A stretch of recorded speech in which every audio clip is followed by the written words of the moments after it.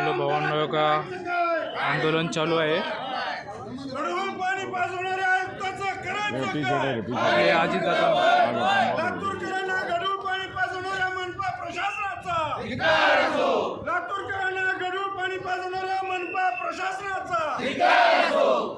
भारतीय जनता पार्टीचा, भारतीय जनता पार्टीचा.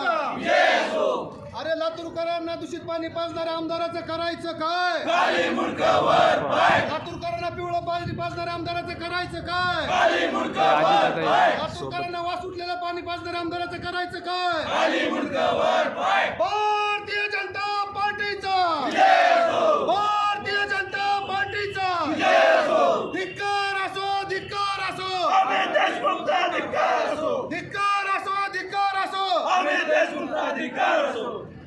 आज या ठिकाणी भारतीय जनता पार्टीचे जिल्हाध्यक्ष मान्य देवदास भाऊ काळे यांच्या नेतृत्वामध्ये समस्त लातूरकरांना जे दूषित पाणी पाजलं जात आहे त्याच्या निषेधार्थ भारतीय जनता पार्टीमधले जागृत कार्यकर्ते, ज्यांना मेसेज भेटला, ज्यांना कॉल गेला, जे लगेच या आंदोलनासाठी उपस्थित का झाले, कारण की लातूरकरांच्या जिव्हाळ्याचा जो पाणी प्रश्नाचा विषय आहे त्याच्यामध्ये आज पिवळं पाणी जर क्लीन असेल तर थोडं वास उठणारं, कुमट वास मारणारं, घाणेरडं वास मारणारं पाणी आज लातूरकरांच्या प्रत्येकाच्या नळाला जातं.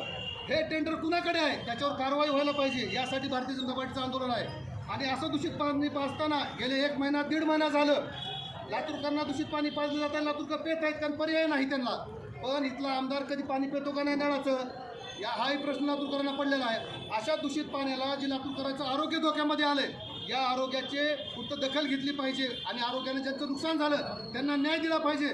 म्हणून आज भारतीय जनता पार्टीच्या वतीनं मान्य देवदास भाऊ काळे जिल्हाध्यक्ष यांच्या नेतृत्वाखाली भारतीय जनता पार्टी लातूर शहरच्या वतीनं आज महानगरपालिकेच्या निष्क्रिय प्रशासनाच्या विरोधात व लातूरच्या निष्क्रिय आमदाराच्या विरोधात आपण मनपा प्रशासनावर आज हा अभिषेक करून, घाण पाण्याचा अभिषेक करून जे लातूरकरांना पेलं जातं अशा आमदाराचा व प्रशासनाचा अभिषेक करण्यासाठी या ठिकाणी भारतीय जनता पार्टीचे जल अभिषेक आंदोलन या ठिकाणी पुकारलेलं आहे. त्यासाठी सर्व कार्यकर्ते आलेत.